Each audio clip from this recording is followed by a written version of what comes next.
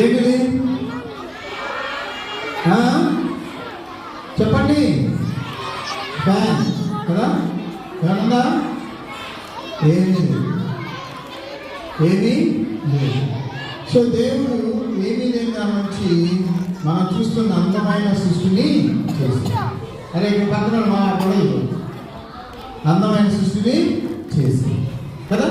ఎవరి కోసం చేశాడు చెప్పాలి? ఎవరి కోసం చేశాడు?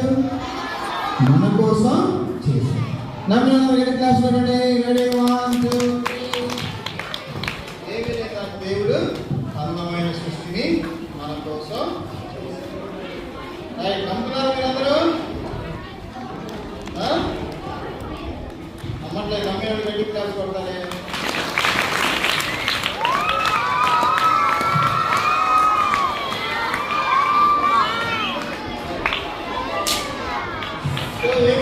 లేని నుంచి దేవుడు మన కోసం అందమైన సృష్టిని